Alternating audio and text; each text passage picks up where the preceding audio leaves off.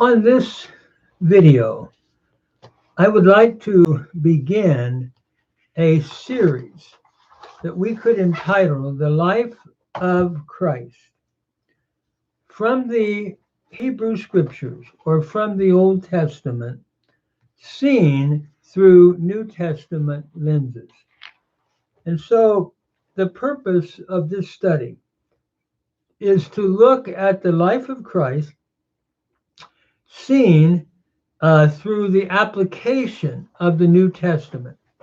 It is my conviction as I'm doing this that I believe the rabbi behind the New Testament apostles and writers was Jesus, and that he himself opened the scriptures concerning himself.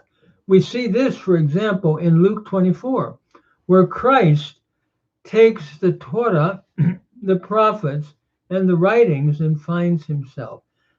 So I would like to look at the New Testament, which I believe is simply a recording or a writing of what Christ, as the rabbi, had already taught them. And in light of this, I'm going to use the life of Christ as the paradigm for this particular study. We might even call it the life of Christ seen through an Emmaus walk. And my goal is that Jesus Christ can be worshiped and glorified. And of course, in Luke 24, we see that Emmaus walk, where Jesus opened up the Hebrew scriptures around himself. And to begin this study, I want to start with the deity of Jesus Christ as the eternal divine creator in the second person of the Holy Trinity. And the two passages that we'll be looking at is Psalm 45 and Psalm 102.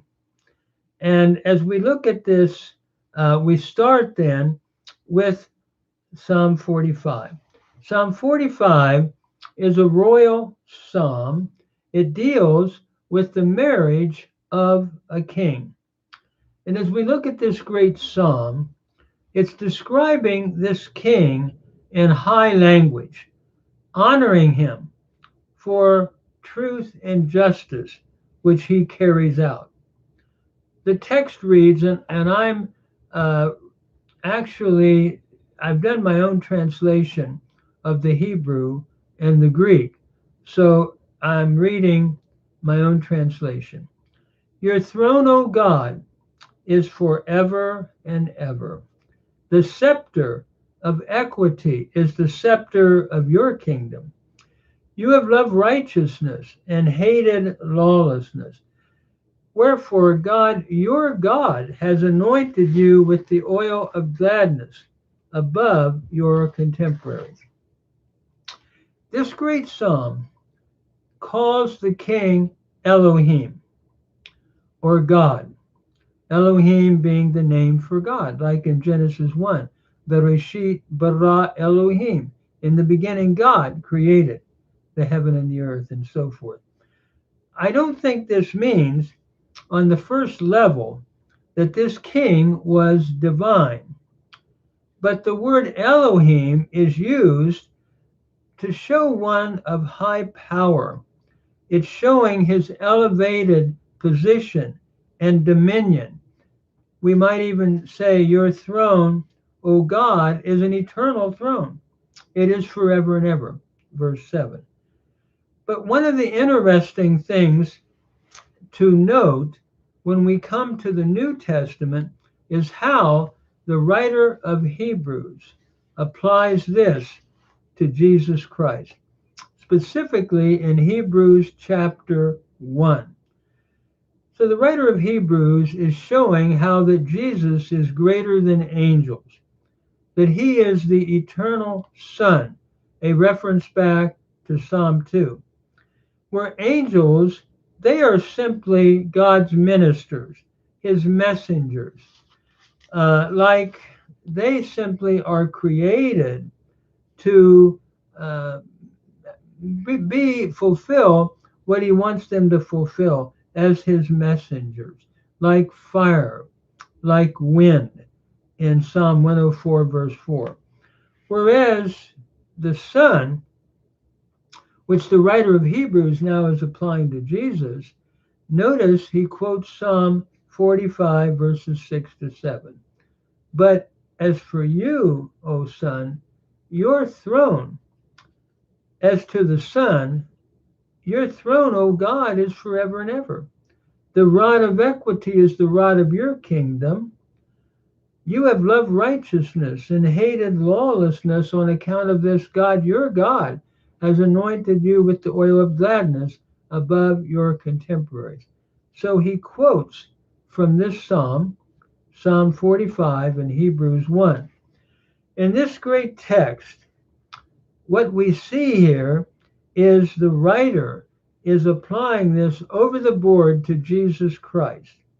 Well, at the first level, the king was simply called Elohim, being one of high rank. Now, it's applied by the writer of Hebrews in the New Testament to Jesus Christ, who is going to reign forever, who is divine in the second person of the Blessed Trinity. So angels, on the other hand, he writes, are simply created beings. Their goal is to serve the Lord like the wind or like lightning. But the Son is the one who reigns in absolute righteousness and justice forever. The writer of Hebrews, in contrasting angels with the Son. But then he quotes Psalm 102. And he links these psalms together. It is significant that in this quote of Psalm 45, as it is linked with Psalm 102, it looks at the eternality of the Son, of Jesus, as the Creator as well, who is eternal, who is Elohim, who is God, but he's also eternal. So when we look at Psalm 102, it's the psalm of one in exile who is crying out to the Lord. He is desperate, and he is asking the Lord to hear his cry. He sees himself shriveling up like an owl in a waste place, like a sparrow by itself on a rooftop, its mate having died. That's the way the psalmist views himself. And he sees his enemies all around taunting him. No doubt we're looking at the Babylonian exile, probably. And he wants to go back to Zion.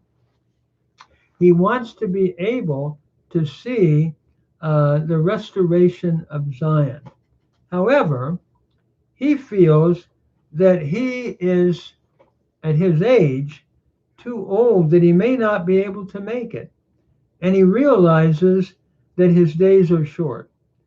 And so, in light of that, and in the midst of that thought, he says these words in verse 26 of Psalm 102.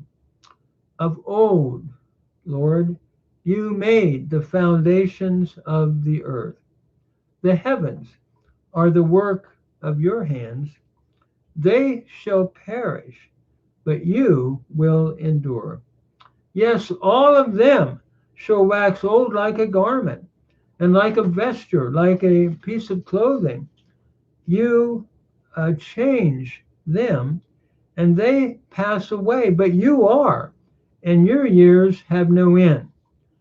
This message, by the way, in its original setting, is spoken of Yahweh, who is eternal, who has no end. It's looking at how he is the eternal creator.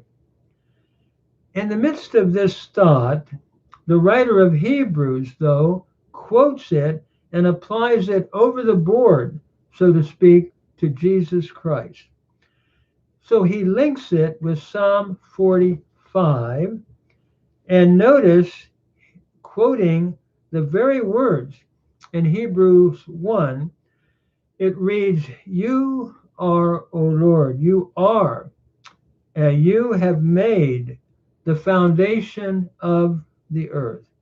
The heavens are the works of your hands. They're going to perish, but you are.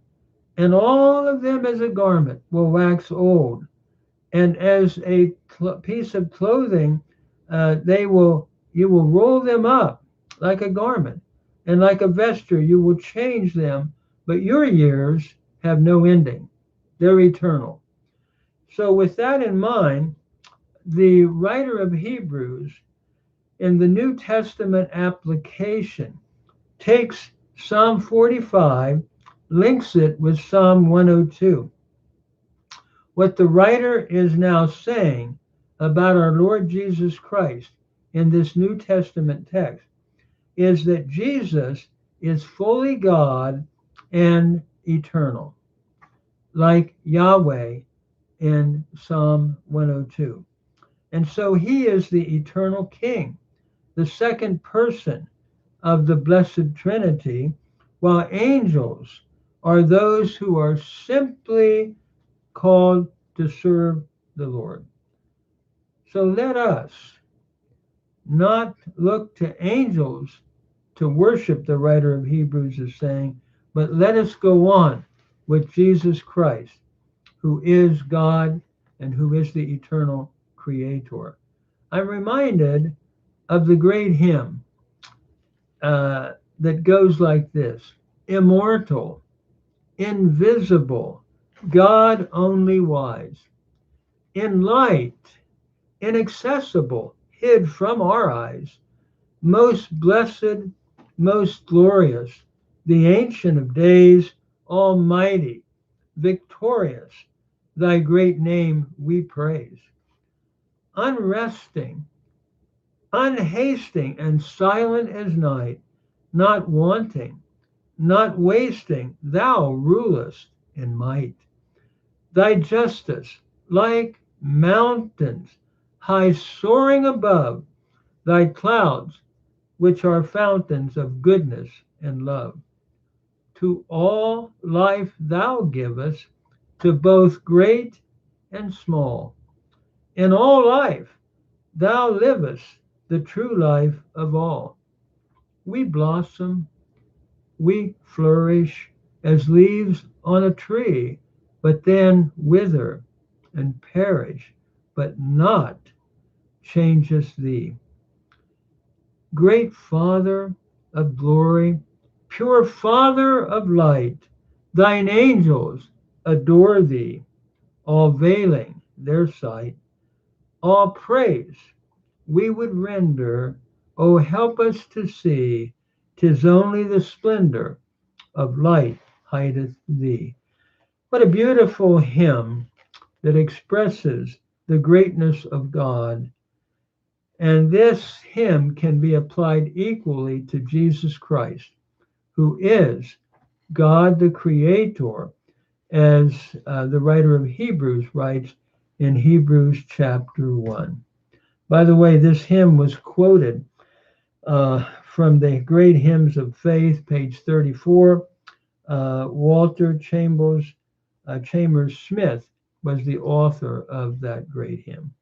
And may we today join in the hymn writer and join in the writer of Hebrews by worshiping Jesus Christ, God's Son, who has immortal glory with the Father, who reigns in splendor with angels serving him as his created beings.